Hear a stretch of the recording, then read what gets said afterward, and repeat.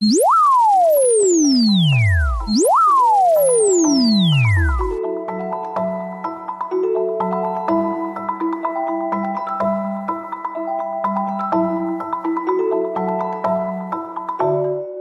Seja bem-vindo à Liga dos Inovadores, o podcast do Expresso sobre o que de inovador e mais distintivo está a ser feito pelas empresas em Portugal. Eu sou o Pedro Lima. Eu, Elizabeth Miranda. E a acompanhar-nos hoje temos o Carlos Alves, da HFA. HFA é um acrónimo formado pelas iniciais dos fundadores, Henrique, Fernando e Alves, S.A., que criaram a empresa há 30 anos em Águeda.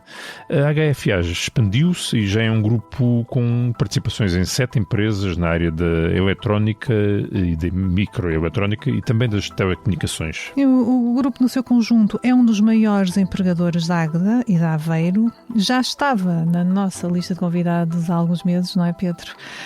Foi-nos sugerido aqui por um dos nossos curadores pela dimensão do grupo, pelo papel que tem no ecossistema e também pelo setor de atividade. Sim, o Carlos Alves costuma dizer até que tudo é eletrónica e, de facto, hoje em dia ela é omnipresente. Praticamente não há objeto, não há serviço que usemos que não integre já algum componente eletrónico. Vamos falar disso, não é? Há umas décadas a eletrónica, por exemplo, nos carros, estava no rádio, na ignição, um pouco mais. Hoje em dia está nos travões, está nos airbags, está nas câmaras, está em todo o lado, não é? Os frigoríficos. Temos frigoríficos com sensores de umidade, de temperatura, de controle de energia. E aos telemóveis, não te esqueças dos telemóveis, os ecrãs são táteis, há sensores de luz, o som. É um grande salto no espaço de poucas décadas. E até roupas inteligentes há, não é? Com fios e microchips nos tecidos. Aliás, já falámos sobre isto aqui na Liga dos Inovadores, quando passaram por cá algumas empresas têxteis. Sim, dá de facto pano para mangas. Vamos então juntar o Carlos à nossa conversa. Nós, empresas, fala Elisa Vaz, boa tarde. Boa tarde, daqui fala o Vítor, da Vítor e Associados. Então? Sim? Não vai dizer esta chamada será gravada para controle de qualidade, etc e tal? Não, aqui quem controla a qualidade é o Sr. Vítor. Eu? Sim, são os nossos clientes. Ah, entendi. E aprovo. Os nossos clientes são tão importantes para nós como os seus são para si. É por isso que ninguém entende o seu negócio como nós. Saiba mais em nós.pt/empresas. Carlos, bem-vindo à Liga dos Inovadores. Obrigado pela sua presença. É um gosto estar aqui. Obrigado pelo convite. O que é que ouvimos no início deste episódio? Esse som é um som de um equipamento que nós testamos e que produzimos na HFA, que é para os Estados Unidos, para ser usado nas escolas dos Estados Unidos. Foi feito um estudo nos Estados Unidos em que os alunos que estavam no fim da sala não tinham aproveitamento idêntico aos alunos que estavam no princípio da sala, por causa das questões do áudio e de ouvirem mal o que o professor dizia. Então houve uma empresa que produziu um equipamento que permite ter o mesmo som em todo o espaço da sala. E, ao mesmo tempo, o equipamento está ligado de tal forma com a polícia e com a sala dos professores e da segurança. Se, por exemplo, entrar alguém na sala com uma arma, o chefe da turma ou o professor tem uma pulseira que clica e abre um canal com a polícia e percebe a polícia sabe em que sala é que está a haver problemas e o que é que acontece. E está a ouvir o que é que se passa na sala. A professora pode-se virar para a pessoa que entrou e dizer: João, cuidado, baixa a faca. E a polícia já sabe que é uma faca que ele tem, não é uma metralhadora ou outra arma.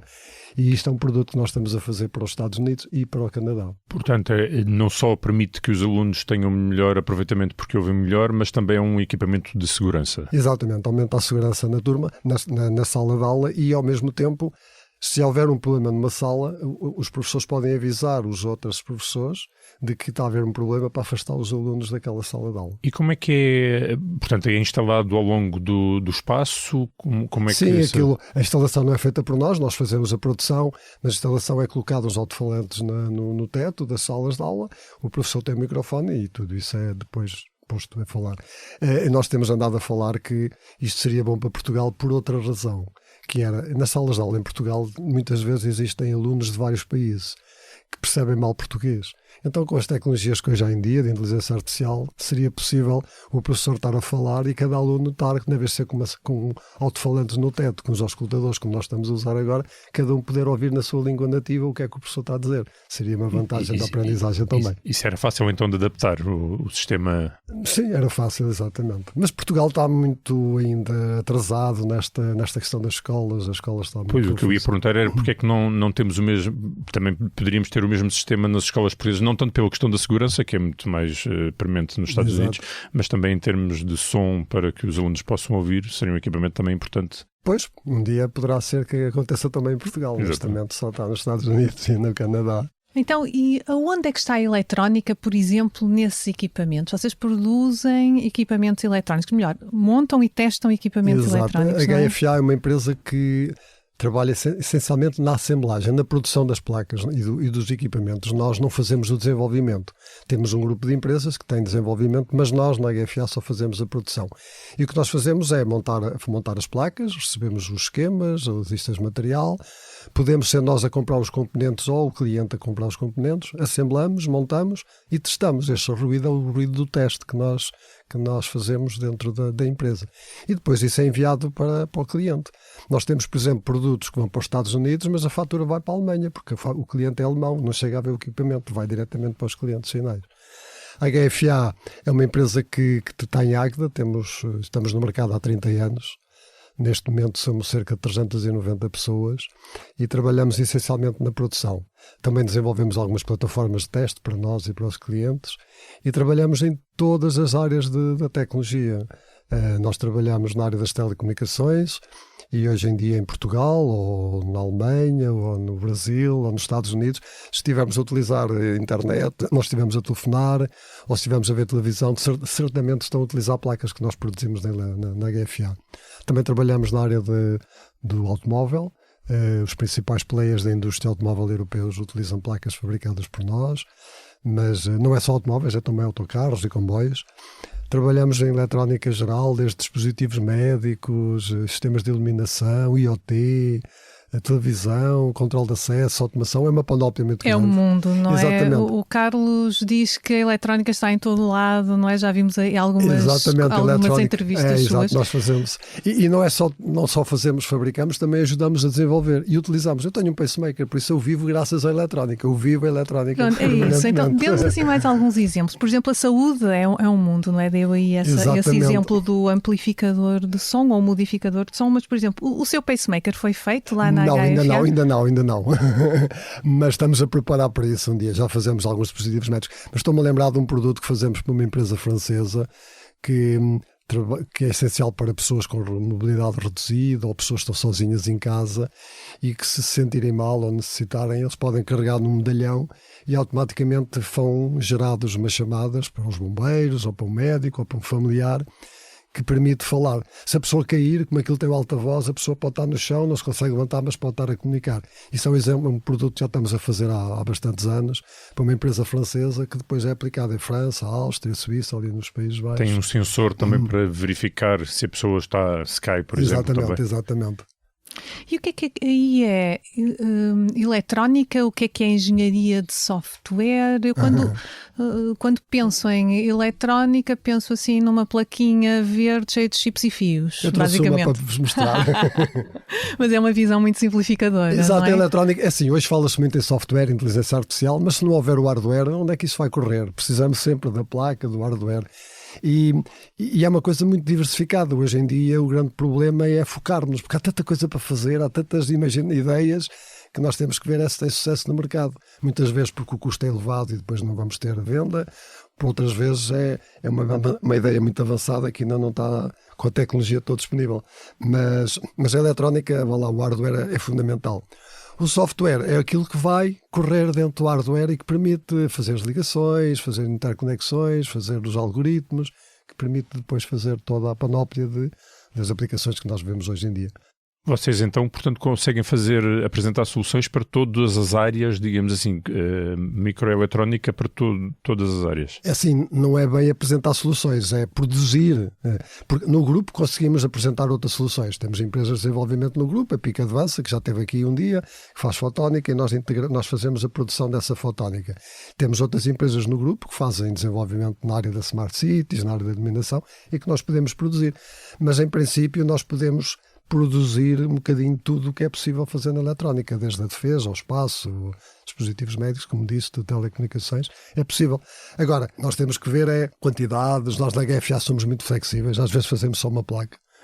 Nós temos um cliente que nos manda fazer uma placa por ano, que é o CERN, na Suíça, o acelerador de partículas, placa complexa, com 5.000 e tal componentes, e só montamos um produto. E essa placa é para quê? É utilizada no acelerador de partículas para estudar a física fundamental que está a ser desenvolvida por cientistas lá no CERN. Mas temos também placas que fazemos 40.000 por semana para outros clientes. Esta variedade de placas, de produtos e também a flexibilidade é aquilo que é a nossa mais-valia. As vossas fábricas estão preparadas para os diferentes... Exatamente. Por exemplo, pegando num telemóvel normal, o que é que temos aqui de microeletrónica? Teremos muita coisa, mas...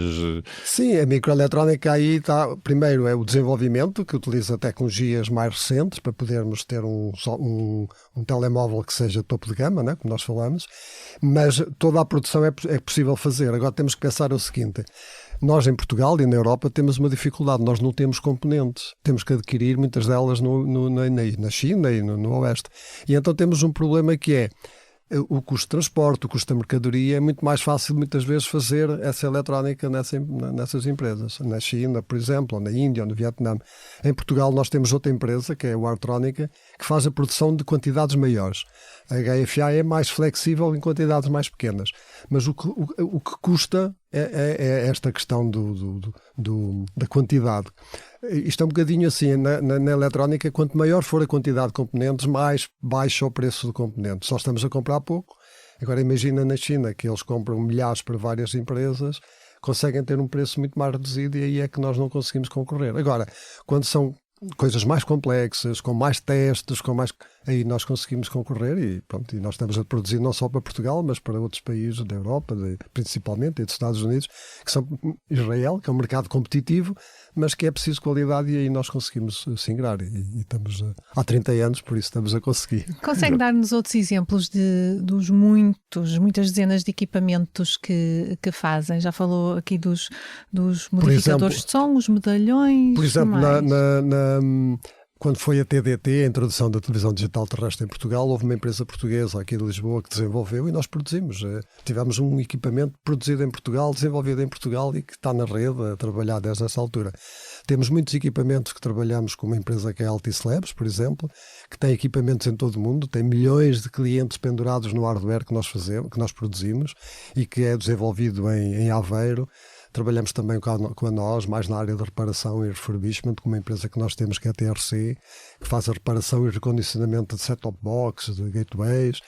Temos equipamentos muito na área do automóvel, por exemplo, imagina que fizemos umas placas para a Aston Martin, quando o carro tinha um acidente, automaticamente tinha um circuito para cortar energia. Nós fazemos placas para um cliente que manda para a China para incluir nos carros chineses. E o mais engraçado é que nós compramos alguns componentes à China, depois já assemblamos, acrescentamos valor e voltamos a enviar para a China. Portanto, vocês podem, se eu estiver a travar o meu carro, podem ter sido vocês a desenvolver o sistema? Não, se foi feito por nós, funciona sempre. Repara, nós somos certificados, temos muitas auditorias e tentamos. Eu acho que a mais-valia que nós temos é uma equipa que está connosco há muitos anos e trabalhamos nestes sistemas há muitos anos. Produzimos cerca de 700 produtos diferentes por ano, o que quer dizer que estamos sempre a introduzir produtos novos, e quer dizer que as pessoas estão sempre em formação, a desenvolver equipamentos de teste, a estudar como é que andam a fazer os testes.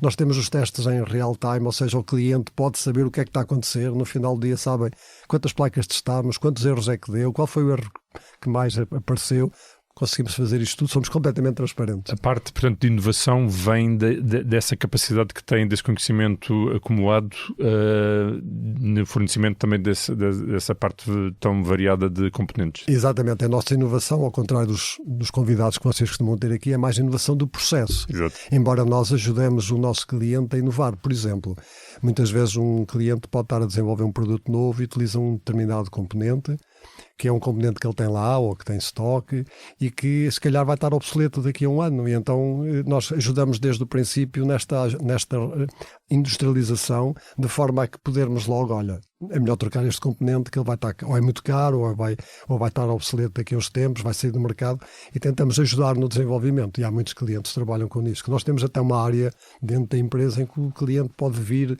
testar a primeira produção, participar, para verificar tudo isso. E está sempre tudo a mudar com a grande velocidade também, não é? Pois, um dos grandes problemas que temos na HFA, problemas que é o nosso sucesso também, é que enquanto na Wartrónica nós somos capazes de ter uma linha de produção que está a debitar placas durante um mês, 2 meses, 3 meses a mesma placa, na HFA nós na mesma linha de produção podemos ter 2 ou 3 setups, mudar placas completamente diferentes estamos a produzir porque as quantidades são pequenas. Pois. Demoramos 2 horas a montar o setup, fazemos 2 ou 3 placas, agora desmonta e vamos montar outra placa. Por isso, aquele tempo de mudança de ferramentas, mudar o setup é muito importante para nós, quanto mais curto for, melhor. Estilo Fórmula 1 a mudar os pneus, Exato. tem que ser o mais rápido possível. Vocês também fazem equipamentos para satélites, não é? E para a área da Sim, defesa. nós trabalhamos com uma empresa portuguesa que trabalha com a ESA e com empresas na Alemanha, em que nós fazemos a produção. Mais uma vez, há um exemplo. Nós fazemos 2 placas. Uma vai no satélite, outra fica interna no laboratório para simular, e até às vezes para desenvolver software que já vai para cima, mas que já ainda está a ser desenvolvido quando o foguetão subiu. Temos placas na Estação Internacional, e até temos uma placa que estamos a fornecer agora à SpaceX que utilizam no foguetão que eles têm. O mais importante e o maior foguetão do mundo, nós estamos a fazer uma parte da eletrónica. Nós fazemos as perguntas e o Carlos está assim com uma naturalidade, não é? Como se isto fosse, sim. para si já é. É o nosso dia-a-dia, são 30 anos a trabalhar nesta área e com muito gosto. Pois nós estamos aqui a tentar perceber que 700 produtos é que saem dessas linhas de produção e que não têm a vossa marca, não é? Porque é interessante, nunca tem não têm a vossa marca. Mas se calhar tem produtos em vossa casa, se tiverem Mel, tem a Fiber Gateway que é da Mel, ou se for da nós, tem equipamentos que nós também estamos a testar e a reparar, nos nossos carros, nas máquinas de café, no controle de iluminação. Todos os dias, se calhar, utilizam... Conseguem encontrar todos os dias o seu trabalho. Exatamente. E depois é engraçado, quando vou a qualquer lado, estou a olhar para as luzes e mas estás a olhar porquê? Não, porque nós produzimos luzes, estou a ver se é nossa. Ou qual é o estilo, ou qual é o modelo. Portanto, é um bocadinho isso. Portanto, consegue facilmente identificar se está lá o vosso dedo entre as... Não é facilmente, mas conseguimos. Por exemplo, nos hipermercados do continente, toda a iluminação LED é nossa. Por isso, nós, quando chegamos lá, a temperatura de cor na fruta, na carne, é completamente diferente e aquilo é feito de tal maneira, e estudado e desenvolvido, neste caso no Light Engine, e nós produzimos, para que quando o consumidor vá, aquilo tenha um bom aspecto. É aquele trabalho, portanto, que dá uma forma um bocadinho invisível. Nós já estamos preparados para Exato. que as coisas corram sempre bem e que existam normalmente, e portanto está lá o vosso trabalho, Sim. a vossa impressão digital. Sim, mas é um gosto, porque todos os dias não sabemos bem o que é que vai acontecer. Pode vir um cliente com uma ideia completamente diferente para produzirmos uma coisa. Que é isto? E o que nós fazemos, temos uma equipa que analisa os pedidos para ver se nós temos as condições todas, se é preciso comprar uma máquina nova, comprar um software diferente para fazer o teste, que requisitos é que o cliente tem para montarmos. Qual foi assim o pedido, ou quais foram assim, os pedidos mais complexos que vocês receberam? Assim, lembra-se assim de algum caso mais desafiante? Uma das placas mais complexas é que estamos a fazer para a PIC, que já teve aqui o Francisco, porque é uma placa muito pequenina, que tem componentes que são produzidos em várias partes do mundo, nomeadamente o laser, e que tem alguma dificuldade, e que até acertarmos o processo andámos bastante tempo em conjunto a trabalhar as duas equipas para conseguir produzir. Portanto, a PIC Advanced, nós nos lembramos, faz aquela eletrónica. Faz uma penzinha, não é? Que convertem os fotões em eletrões. Exatamente. E é a penzinha que está em nossa casa, que leva a internet às nossas casas. Neste momento só está ainda nos Estados Unidos, no estado de Nova Iorque, mas aumenta a largura de banda que existe nas nossas casas. Exatamente. E vocês estão a fabricar a tal caixinha. Exatamente.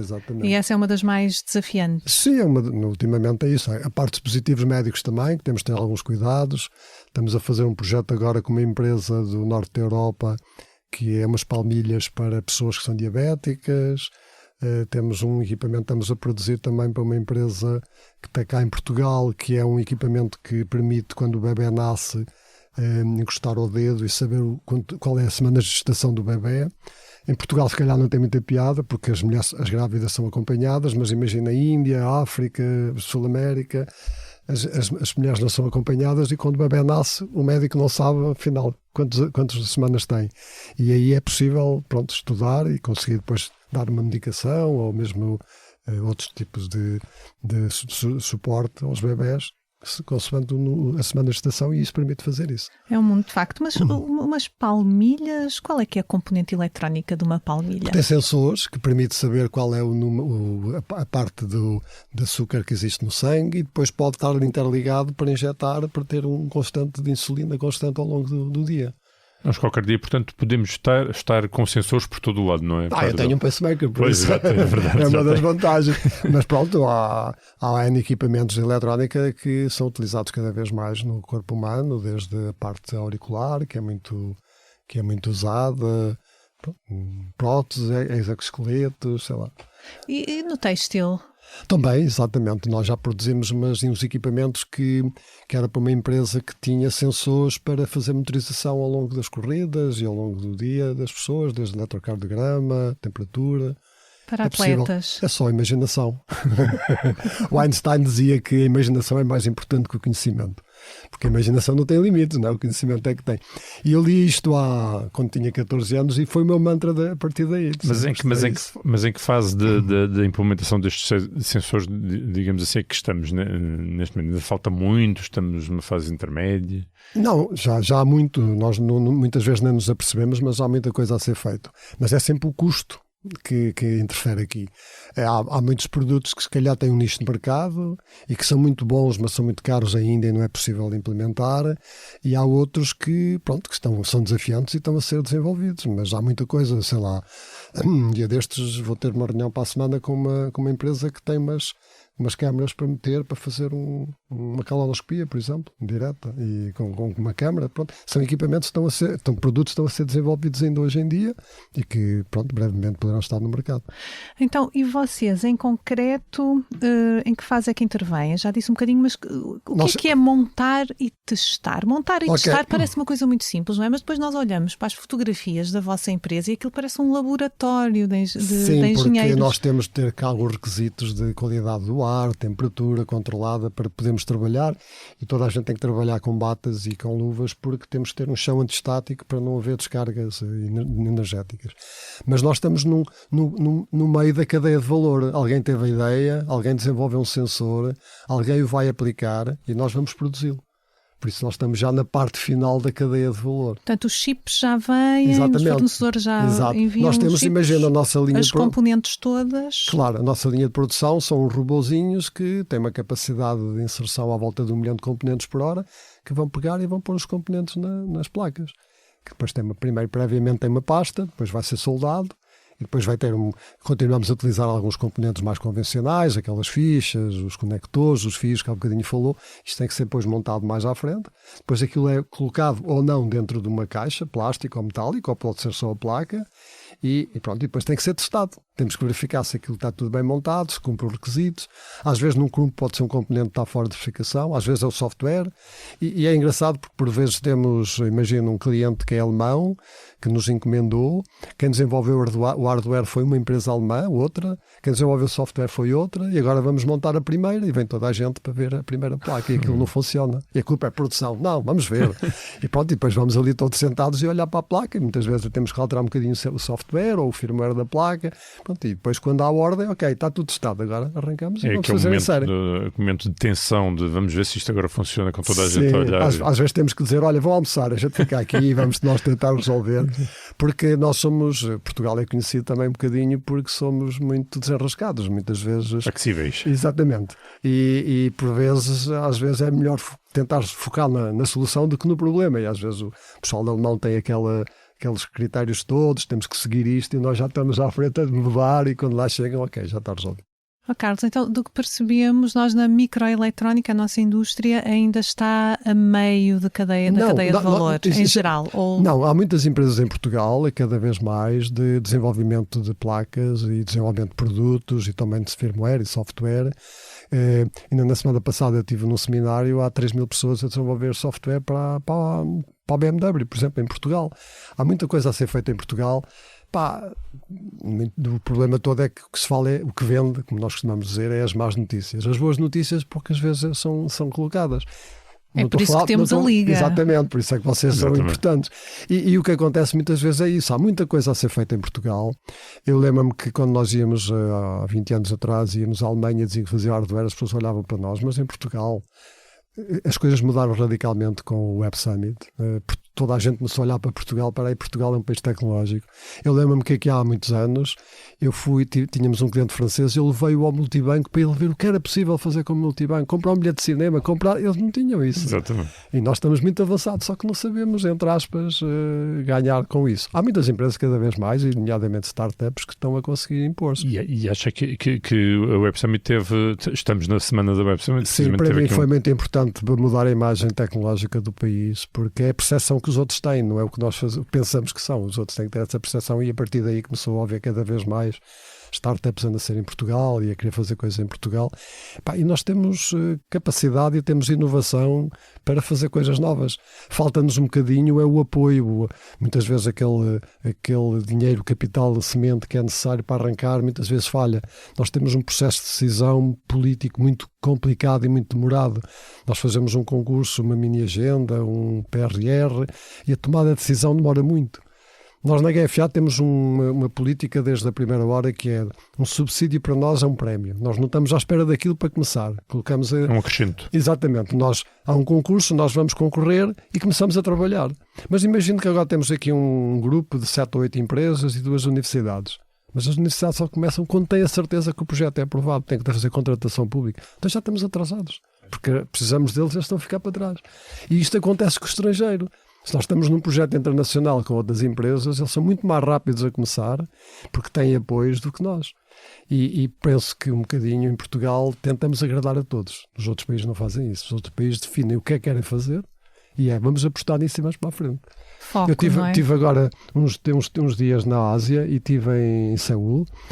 E eles apostaram em 1958, salvo erro, em 6 empresas, em 5 famílias. E mudaram o país. A Coreia era pobrecíssima e hoje é o mundo. Por exemplo, a LG era uma empresa de cosméticos. Eles chegaram lá, tens aqui milhões e vais investir em eletrónica. A Samsung, a Hyundai, são empresas fantásticas. E que, porque vamos apostar nestas, as outras não interessam. Mas só que depois, com o tempo, as outras são arrastadas. Portugal não. Portugal nós apostamos em tudo e não sabemos bem. Nós temos e depois não há dinheiro para tudo. Temos tido esse debate aqui na Liga dos Inovadores, nomeadamente com os nossos curadores, não é? Porque, de facto, existe essa divisão entre quem considera que é preciso definir uma estratégia e apontar para aí boa parte dos apoios públicos, e depois há quem seja mais abrangente e considere que o mercado é que tem de funcionar. Claro, o mercado tem que funcionar, mas nós vemos os outros países como é que eles estão a fazer. Estão a apoiar o mercado, não estão sozinhos. A Espanha, nesta área da optoeletrónica e da microeletrónica, estão a fazer um trabalho espetacular e excelente.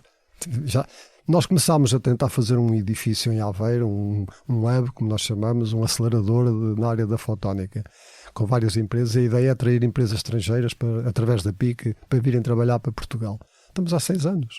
Ainda não conseguimos sair do papel. A Espanha começou depois de nós, na altura nós éramos inovadores, já tem centros no norte de Espanha, em Valência, que vão ultrapassar-nos e já estão-nos a ultrapassar. Nós estamos a concorrer com pessoas que estão muito rápidas e nós estamos a demorar muito tempo a fazer as coisas. E aí falha a legislação, falha a regulação, falha financiamento? Falhamos todos, principalmente os empresários, não é? Que não têm uma força para pôr em cima da mesa, olha, é isto que nós temos que fazer. Não é só o Estado, então. Sim, aí é preciso também as associações empresariais, tudo isso, trabalhar em conjunto para definirmos o que é que pode ser e o que é que deve ser o país.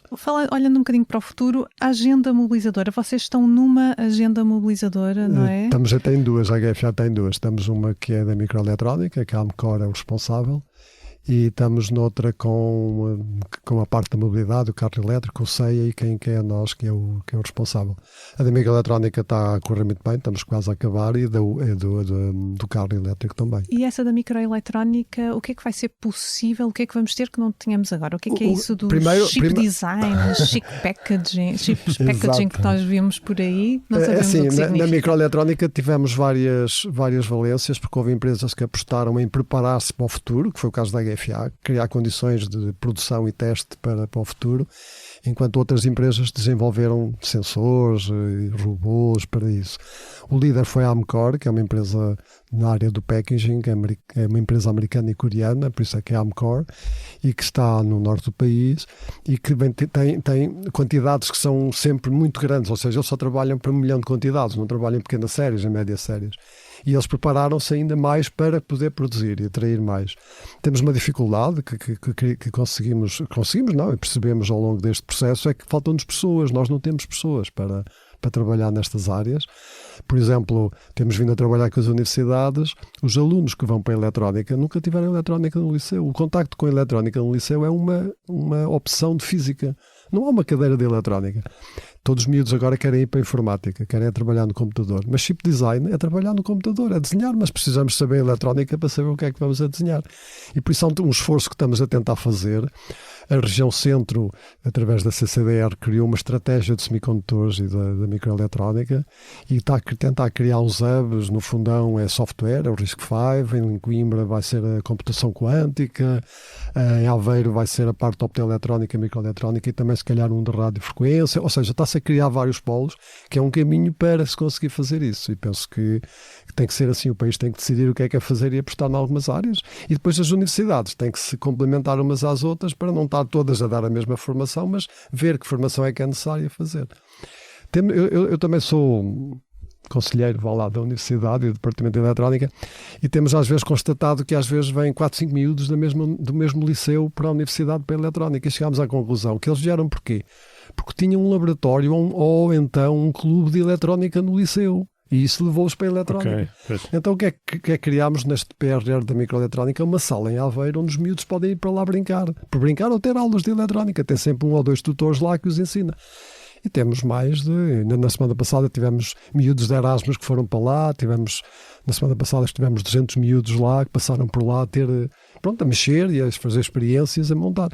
Temos que criar este mistério, este bichinho nos miúdos para que eles possam ir. Mas então está aí, portanto, já uma base a ser criada que pode dar frutos. Sim, a microeletrónica deu isso. Temos um observatório também de microeletrónica para atrair empresas estrangeiras para saber, ok, que é preciso fazer qualquer coisa, quem é que em Portugal possa fazer isso, e isso foi criado também ao abrigo da agenda.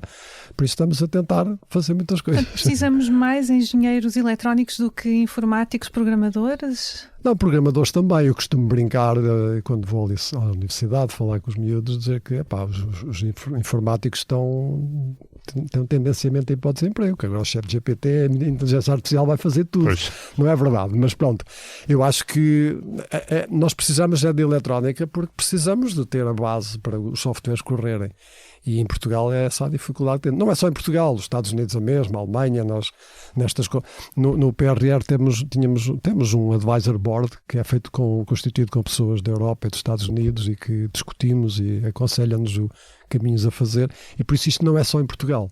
E esta questão de deixar a China e começar a industrializar outra vez a Europa veio mostrar que nós não temos competência suficiente. Por exemplo, em Portugal não é possível fazer a wafer, ou seja, nós fazemos o desenho do chip, mas a produção tem que ser feita. Fora não temos pessoas, não temos dinheiro, nem temos condições para fazer isso em Portugal. Ok, temos que fazer na Europa, ou nós estamos a fazer na Coreia, por exemplo. A Pica de Vança faz na Coreia. Mas pode ser feito na Europa. Mas todo o resto pode ser feito em Portugal.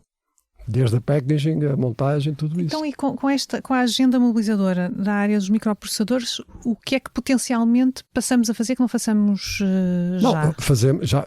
Foram criadas condições nas empresas para dar resposta às necessidades que vêm, e isso é o que nós estamos a fazer agora. Portanto, criar funcionalmente os chips vai passar a ser possível ou também já é possível? Algumas já fazem. Tínhamos empresas que trabalham nessa área que agora alavancaram para novas áreas e pronto, estamos agora a fazer. Nós estamos a tentar desenvolver agora uma mini agenda com São 6 ou 7 parceiros, com a Inesca aqui de Lisboa, com a PIC, com o IT, com a Falcata, com a Altice Labs, a HFA, para desenvolver um chip novo para fazer um outro tipo de produto que será revolucionário no mercado, mas pronto, nós já começámos, mas as universidades estão à espera se isto vai ser apoiado ou não. Isto é sempre o mesmo problema. Nós já começámos em julho.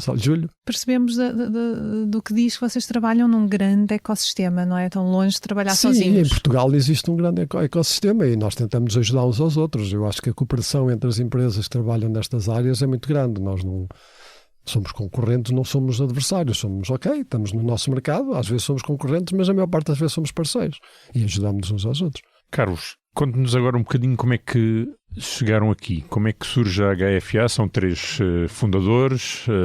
Como é que foi esta aventura? Foi uma aventura, continua a ser uma aventura. É assim, eu tirei o curso de eletrónica em Aveiro. Para mim foi uma desilusão, porque eu quando tinha 14 anos, eu vivia numa aldeia lá no interior da Serra da Estrela, perto de Ceia, e um dia o relógio da capela variou e eu fui lá ver o que era aquilo, e aquilo só vi umas luzinhas que eram umas válvulas ainda não havia transistores lá. E eu cheguei a casa e disse ao meu pai, quero tirar um curso de eletrónica. E comprei um curso por correspondência. E eu recebia as aulas e os componentes. E quando eu vim para a universidade, eu já sabia reparar televisões, rádios e tudo, e cheguei lá, física, química, mecânica, aquelas coisas todas que era uma seca. Só no terceiro ano é que começámos a meter a mão na massa e a começar a fazer coisas. Só conheci um senhor lá na área da eletrónica, que era o Sr. Simões, trabalhava na oficina, que reparava, eu passava lá as tardes todas, ia aprender com ele, ia fazer coisas. E quando acabei o curso fui para Aveiro. Eu tive uma possibilidade de ir para uma empresa grande, multinacional, só que eu preferi trabalhar numa empresa em Águeda, que era pequenina e estava a querer começar. E passados uns tempos, o Henrique e o Fernando, que são os meus sócios atuais, também foram trabalhar para lá. E um dia na conversa dissemos, porquê é que nós não começamos? E nós comprámos a parte eletrónica dessa empresa. Toda a gente nos chamou que estávamos loucos, que não valia a pena, que mais valia pegar no dinheiro e ir à China, mas nós não tínhamos dinheiro, né? E então, mas não, vamos arrancar. E arrancámos com 7 pessoas e hoje somos 390 e temos no grupo todo, já somos mais de 900 pessoas a trabalhar nestas áreas. E penso que Portugal tem toda a capacidade. Eu passo muito tempo nas escolas e nas universidades a falar com os miúdos. Eu acho que temos potencial, temos é que focar, porque todos eles têm ideias fantásticas, mas nem há realidade, vê lá se isso tem sucesso. Mercado, não é? Eu tenho defendido sempre que os miúdos não deviam fazer projeto ou fazer os trabalhos sempre com os mesmos, tem que ser diferentes, porque depois eles vão para o mercado e não têm lá a equipa de suporte. E tentar, a Universidade de Aveiro está a fazer muito isso, de ter projetos em que tem alguém da gestão, da mecânica, da eletrónica e em conjunto tentar desenvolver uma coisa que possa ir para o mercado. E a HFA tem apoiamos muito pequenas empresas, estamos a apoiar um grupo de aeroespacial lá em Aveiro. Pronto, nós também tentamos retribuir um bocadinho à sociedade aquilo que temos vindo a fazer. Isto então pode-se dizer que é um sonho de criança tornado realidade? É quase isso. mas pronto, com muito esforço. Não? Eu lembro de trabalhar nestas áreas e qualquer gestor e qualquer empreendedor sabe que não há sábados, não há domingos, não há noite nem dia. Quando é necessário temos que estar disponíveis. Temos que estar disponíveis para os colaboradores. Nós temos sorte de ter uma equipa fantástica que já está connosco há muitos anos. Valorizamos muito o trabalho deles e conseguimos por isso surpreender os clientes, que é aquilo que nós queremos fazer todos os dias, é tentar melhorar. Os 3 sócios fundadores ainda são sócios. Ainda continuamos a ser sócios e amigos e continuamos a divertir-nos e todos os dias. E não abriram capital? Ainda não. Não precisa. Nós estamos numa fase que temos que ou comprar ou vender ou ver como é que fazemos. Porquê? Porque as empresas estão todas a juntar para fazer grandes grupos. Um grande grupo ibérico, nós precisamos de uma empresa que esteja na Alemanha ou nos Estados Unidos, porque sozinhos não conseguimos ir para lá e andamos à procura de empresas que sejam pequenas, mas que nos possam dar suporte local, que nos possam ajudar e que nós possamos poder trabalhar com eles. Nós temos vindo a falar com algumas empresas e possivelmente um dia deste vamos ter que fazer isso. Ou seja, sozinhos a gente não consegue, temos que trabalhar em grupo e trabalhar também em grandes grupos para poder ir ao mercado. Uma aquisição nesses mercados. Exato, porque é aquilo que está há um bocadinho a falar. Quanto mais componentes comprarmos, mais baratos eles são. Então temos que ter um grupo grande que faça a compra para todas as empresas. Imagina um grupo com 5 ou 6 empresas, tem mais possibilidade do que nós sozinhos. Então juntos somos mais fortes. Portanto, o grupo atualmente já tem quantas empresas? Nós temos várias empresas, quando temos capital, temos 7 empresas, uma delas temos mais de 50% ou 2, mas as outras estamos empresas em que estamos lá para ajudar a potenciar e para alavancar as empresas. É isso que nós pretendemos. Então, E felizmente as coisas têm corrido bem, felizmente, porque nós costumamos dizer que o sucesso só vem antes do trabalho, é no dicionário, porque nós precisamos trabalhar muito para ter sucesso. E é isso que temos vindo a fazer ao longo destes 30 anos. olha, e com tantas empresas e com esta dimensão, que tipo de profissionais têm? E onde os contratam? Fala aí de alguma escassez. Nós tentamos contratar pessoas perto do local onde trabalhamos, porque muitas vezes é preciso fazer horas, é preciso estar disponível e então se estiverem perto é mais fácil.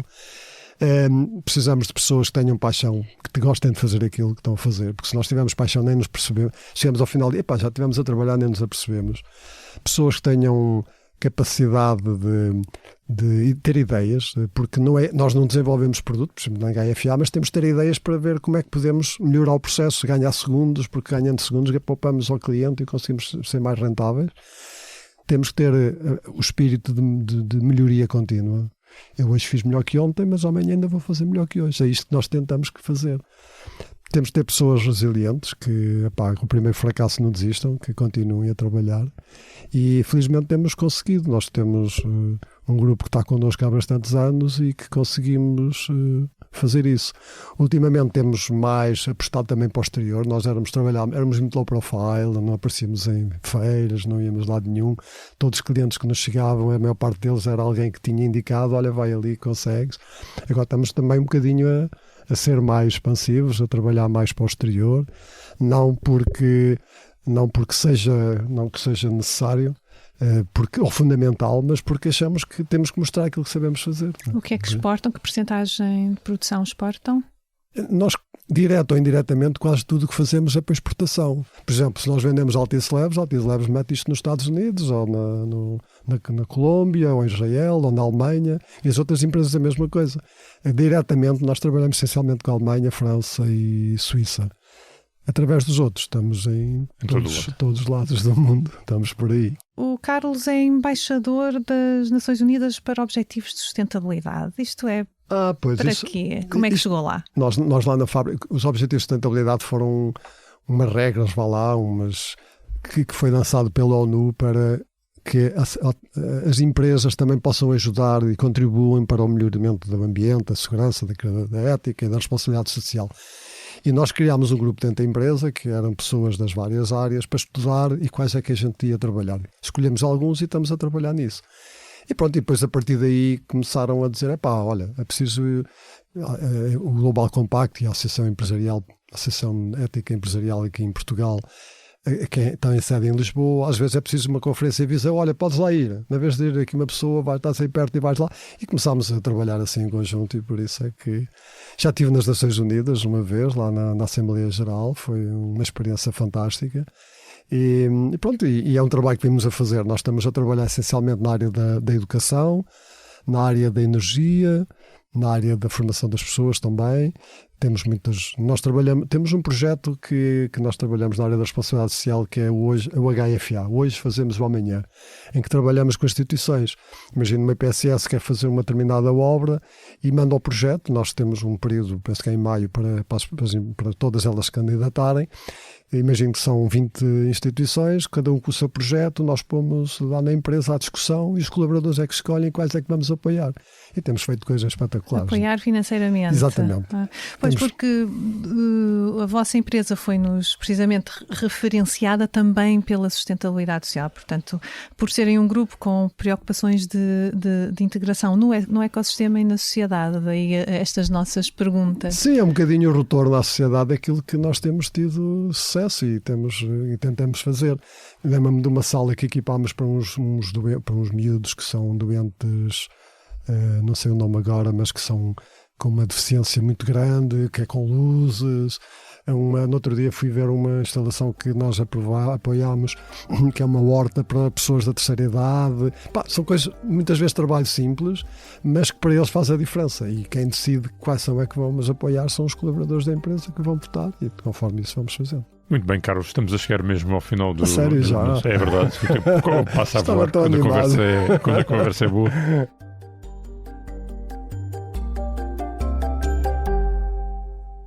Temos então 3 perguntas que colocamos sempre aos nossos convidados. E a primeira é: que inovação é que gostaria de estar a falar aqui connosco daqui a 5 anos? Eu, pensando na HFA, eu gostaria daqui a 5 anos de ter já bem montado e estabilizado uma área nova de trabalhar na área de semicondutores, que é o packaging dos semicondutores.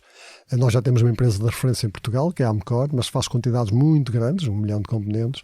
Nós queremos fazer pequenas séries e médias séries para empresas, startups e não só, que queiram experimentar, e a nossa ideia é receber a wafer e depois fazer o packaging e o teste dentro da empresa. Estamos a preparar para isso.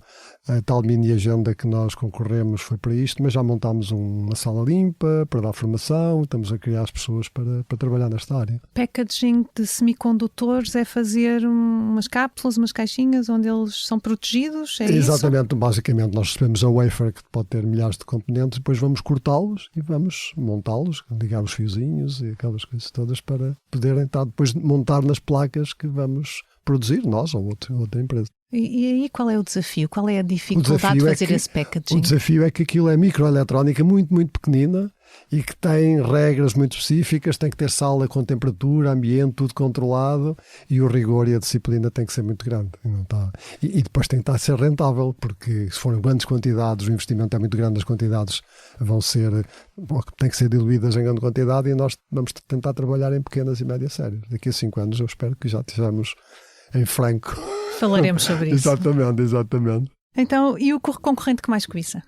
O concorrente mais cobiça. Assim, eu não sei porque, repara, eu conheço muitas fábricas, algumas têm coisas boas, outras têm coisas más, mas eu penso que aquilo que diferencia imagino que eu vou montar uma fábrica nova e vocês também. Nós estamos de um lado da estrada, vocês estão do outro lado da estrada. Vocês têm o dinheiro que eu tenho. Então a tecnologia não vai ser a diferença. Nós vamos poder ter acesso à mesma tecnologia. Vocês trabalham numa maneira de organização, layouts e tudo, que eu até posso não ter, mas posso copiar. Também não faz a diferença. O que faz a diferença são as pessoas que lá estão. Por isso, o que eu cobiço são as pessoas que estão nas outras empresas. A empresa não sei. Agora é assim, para mim é difícil porque há empresas que eu admiro porque fazem coisas fantásticas, mas são mais na área de desenvolvimento, porque a área de produção depende da quantidade, depende do mercado. Se nós tivéssemos um mercado imenso, a gente sabia como é que havia fazer. Mas nós escolhemos trabalhar em séries mais curtas. E por isso, nestas séries mais curtas, eu não tenho assim uma empresa que seja que eu queira ou que queira concorrente. Para mim são todos parceiros.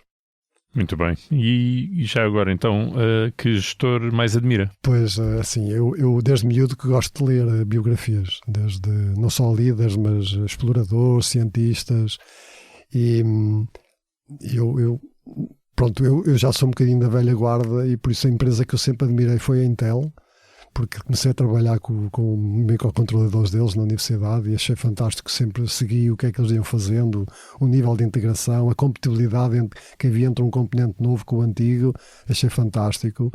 Um líder que eu admirei desde o princípio foi o Bill Gates, porque ele tinha uma ideia de colocar um computador em cada secretária e depois, se possível, com o Windows. E na altura não havia sequer computadores, ele já tinha essa ideia. E há bocado fui à vossa redação e cada mesa tem 2 computadores ou 3 ou 4 monitores. E por isso, mas o líder que eu mais admiro é um cientista, que era o Carl Sagan, desde o princípio. Carlos, muito obrigado pela sua presença aqui na Liga dos Inovadores. Foi um prazer. Foi um gosto muito grande e convido-vos a visitar-nos para constatar em real time e no terreno aquilo que nós estamos a fazer. Agradecemos. Eu sou o Pedro Lima. Eu, Elizabeth Miranda. Em estúdio connosco temos o Gustavo Carvalho, que nos apoia na gravação e também na edição. A sonoplastia é do Hugo Oliveira. Contamos ainda com o apoio do ex-ministro da Economia António Costa Silva e dos professores Isabel Rocha e Ricardo Paes Mamed. Eles são os nossos curadores. A fotografia é Tomás Almeida, a capa Tiago Pereira Santos. A coordenação é de Joana Beleza e Miguel Prado e a direção é de João Vieira Pereira. Siga e subscreva a Liga dos Inovadores na sua plataforma preferida ou em expresso.pt.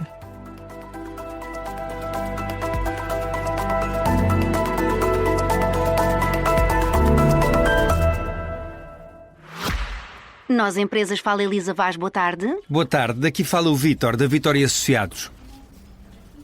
Então, Sim. não vai dizer esta chamada será gravada para controle de qualidade, etc e tal? Não, aqui quem controla a qualidade é o Sr. Vítor. Eu? Sim, são os nossos clientes. Ah, entendi. E aprovo. Os nossos clientes são tão importantes para nós como os seus são para si. É por isso que ninguém entende o seu negócio como nós. Saiba mais em nós.pt/empresas. Num mundo cheio de informação, como ajudar os mais novos a compreender as notícias? O Grupo de Mídia Impressa tem hoje na sua oferta informativa o SIC Explica-me e o Expressinho. Projetos editoriais pensados exclusivamente para crianças e jovens. Notícias claras, adaptadas, que despertam curiosidade e formam cidadãos informados. SIC Explica-me e Expressinho. Informar para crescer.